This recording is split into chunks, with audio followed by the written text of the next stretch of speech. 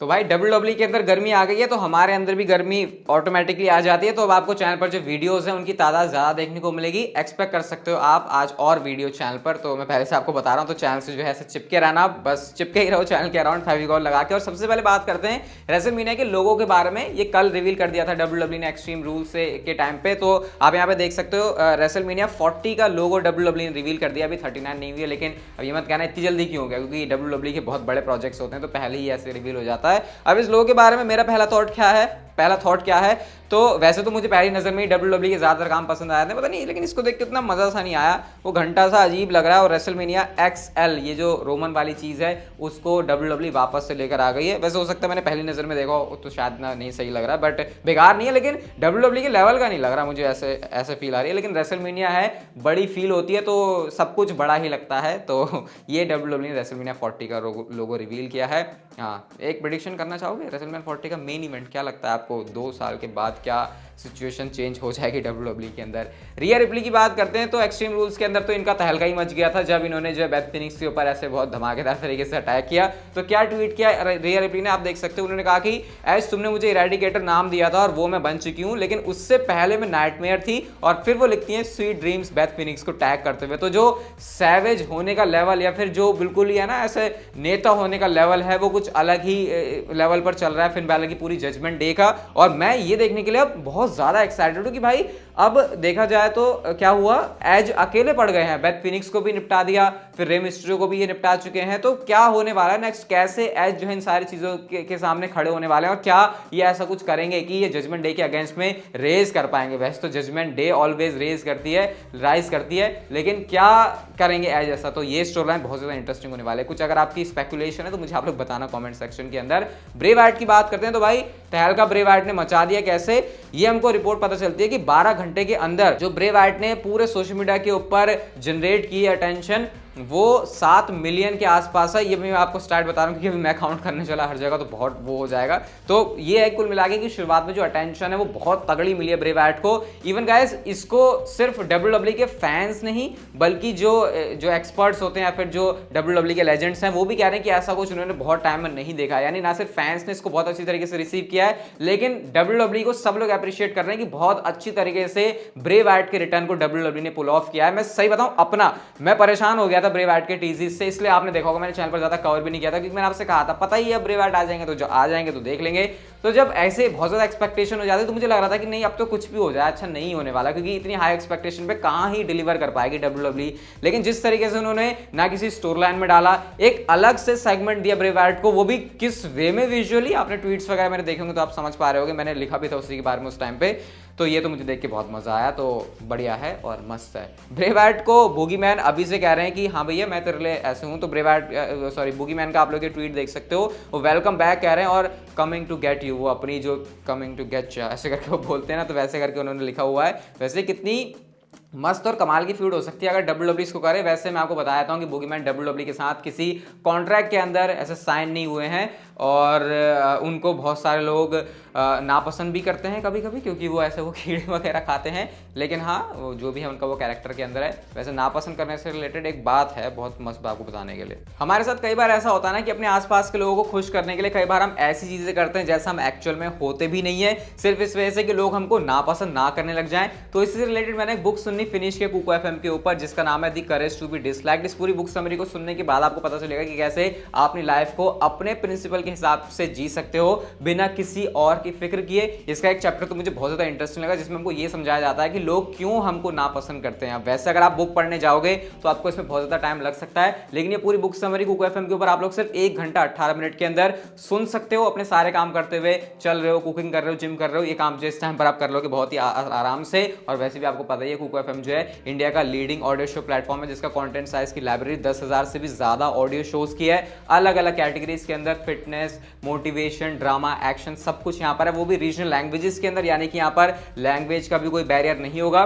कुको FM जो है made in India app है, तुमको इसको सपोर्ट करना चाहिए। और वैसे भी आपके लिए मैं ऑफर लेकर आया हूँ WC50 कोड का। गाइस अगर आप लोग यूज करते हो कुको FM को जाकर डिस्क्रिप्शन से डाउनलोड करते हो, तो फर्स्ट 250 जो यूजर्स है उनको साल का जो कुको FM का सब्सक्रिप्शन 399 का पड़ता है वो 199 का पड़ जाएगा। तो फिर इससे बड़े बात आप लोगों के लिए और क्या होगी। और मुझे बताना इस पूरी बुक समरी को सुनने के बाद आपने क्या कुछ सीखा, तो फिर जाओ डिस्क्रिप्शन से पूको एफएम को अभी ज्वाइन करो। बो डैलस डब्ल्यूडब्ल्यूई के अंदर वापस आ रहे हैं, ऐसा कहना है ब्रायन एल्वारेज का। और ब्रे वाइट के आपको पता ही है वो भाई हैं मिस्टर राज के साथ, लोगों ने उनको पहले देखा था, उसके अलावा बहुत पहले की याद है तो वो जब NXT से ऐसे बोलीव करके आया था, वो जो ऐसे करके भागते थे, बहुत ही ज्यादा मुझे अजीब लगते थे उस टाइम पे वो। उसके बाद मतलब ऐसा उन्होंने अभी तक डब्ल्यूडब्ल्यूई के अंदर कुछ उखाड़ा नहीं है, लेकिन अब डब्ल्यूडब्ल्यूई उनको वापस लेकर आ रही है और गेम पूरा चेंज हो चुका है ट्रिपल एच के आने की वजह से। आप लोग साफ डिफरेंस देख ही सकते हो कि सारी चीजें डिफरेंट तरीके से वर्क कर रही हैं। तो बो डैलस आ रहे हैं वापस और इनको लिंक ही ऑब्वियसली कर रहे हैं ब्रे वाइट से कि हाँ ये साथ में जो है मिलकर कुछ कर सकते हैं। वैसे इससे रिलेटेड मैं शायद एक पूरी डेडिकेटेड वीडियो लेके आऊँगा, बहुत मस्त उसको तरीके से आपको बताऊंगा, तो उसके लिए भी स्टे ट्यून्ड रहना। लेकिन फिलहाल बो डैलस के आने की रिपोर्ट्स हैं कि वो आपको दोबारा से डब्ल्यूडब्ल्यूई के अंदर देखने को मिलने वाले हैं। कितनी जल्दी कब, इसके बारे में ऐसी कोई खास रिपोर्ट है नहीं। ब्रे वाइट के हम लोगों ने जो रिटर्न देखा था एक्सट्रीम रूल्स के अंदर, उसमें एक ट्रिब्यूट भी छुपा था ब्रोडी ली के लिए, लूक हार्पर के लिए, जो कि अब हमारे साथ है नहीं इस दुनिया में।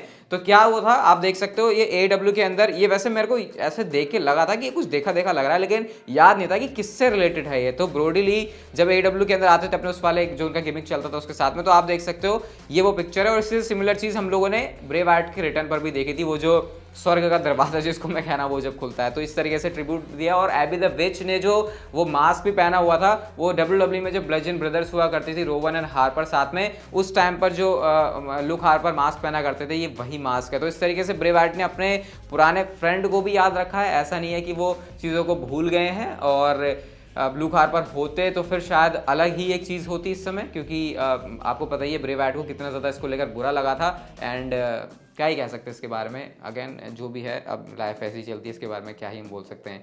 नेक्स्ट गाइस हम लोग बात करते हैं ब्रॉन स्ट्रोमैन के बारे में। तो ब्रॉन स्ट्रोमैन ने रिएक्ट किया है ब्रे वाइट के रिटर्न पर, थोड़ा सा नहीं बहुत ज्यादा ही डीप मीनिंग में वो चलेगा। ब्रॉन स्ट्रोमैन लिखते हैं यहाँ पे कि I love when people that have been through hell walk out of the flames carrying buckets of water for those still consumed by the fire. तो मतलब ब्रॉन स्ट्रोमैन ये कहना चाह रहे हैं कि मतलब ब्रे वाइट के रेफरेंस में आई थिंक ये ट्वीट है कि वो हेल के थ्रू गए थे, उसके बाद वो जो है पानी लेके आ रहे हैं उन्हीं लोगों के लिए जो कंज्यूम्ड हैं बाय द फायर। तो ये उन्होंने ब्रे वाइट के रेफरेंस में कहा है, जहाँ तक मुझे समझ में आ रहा है। बाकी इसका बहुत ज़्यादा डीप मीनिंग है, इसको लेकर तो कोड बनाया जा सकता है ऐसे, और नीचे डैश डैश करके ब्रॉन स्ट्रोमैन 2022 ऐसा उन्होंने जो स्टेटमेंट लिखा। अभी बहुत सारे लोग फिर ये भी कह रहे हैं कि क्या ब्रॉन स्ट्रोमैन का कैरेक्टर ब्रे वाइट से लिंक होगा। मेरी स्पेकुलेशन ये है कि नहीं, ऐसा नहीं होने वाला, क्योंकि ब्रॉन स्ट्रोमैन अभी अलग ही लीग में काम कर रहे हैं, उनको छेड़छाड़ करने की जरूरत नहीं है। ऐसा डब्ल्यूडब्ल्यूई कर सकती है बहुत टाइम के बाद। अभी ब्रॉन स्ट्रोमैन आए हैं, आई थिंक उनको थोड़ा सा स्टैब्लिश फिर से करने की जरूरत है as WWE superstar, as monster जो पहले हमको दिखा करता था। तो